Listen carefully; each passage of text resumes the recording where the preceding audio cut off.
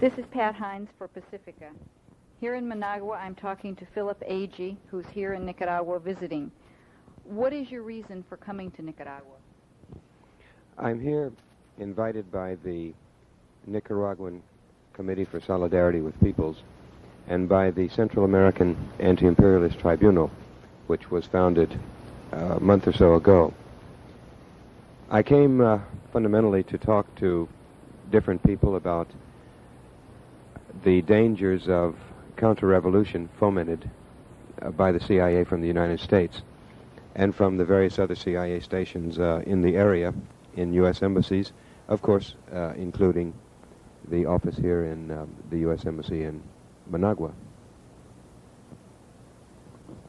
Recently in the press here, and I believe in the press in the United States, there have been charges that you were somehow involved in plotting actions against the U.S. Embassy. Would you like to comment on those stories? Yes. At the beginning of my stay here, that is, I think it was the 12th of October, a few days after I arrived, I started the trip with a press conference. This was before a series of meetings which I had averaging 4 or 5 a day for the last 10 days. But at this press conference, I mentioned that in the government submissions against me in the legal case in which I was trying to get my passport back, this goes back 2 years, they had accused me of being the intellectual author or of having helped to create the psychological climate for the takeover of the embassy in Tehran and then for the burnings of the embassies, the U.S. embassies that followed in Islamabad and Tripoli. And I said at the press conference at the time that I had denied it then because, in fact, I had never thought I had contributed to those actions. But speaking of the principle, I said, well, why not say it now? Why not say that all of those peoples in Latin America who support the Sandinista revolution in Nicaragua and the whole revolutionary movement in Central America, why shouldn't they prepare now for meeting violence with counter-violence in the extreme case, and one would hope that it would never reach that, of a direct U.S. military attack against Central America in El Salvador, Nicaragua, or for that matter against Cuba or Grenada.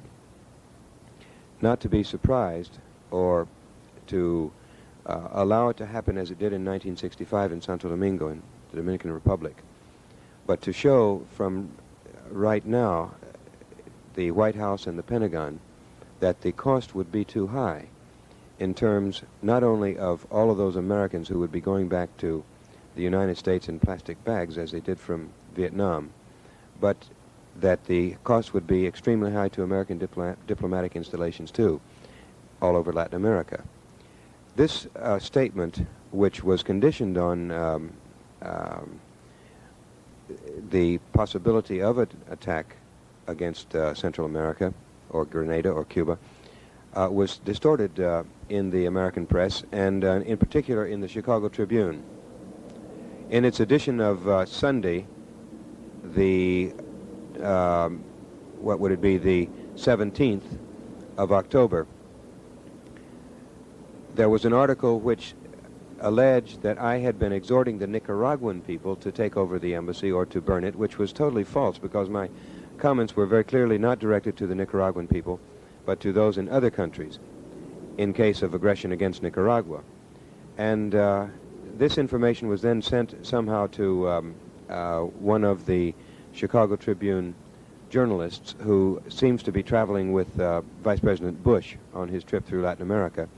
And so he took this information, distorted as it was, and had an interview with Bush in which he was, in which Bush commented against me, of course, and trying to say that I was an anti-American and this and that, and the typical thing that they've been trying to do for a long, long time. But what was troubling to me about it was not only that they distorted the information, but that they'd go to the Vice President himself, who on all his tour and all of his stops has been bad-mouthing Nicaragua.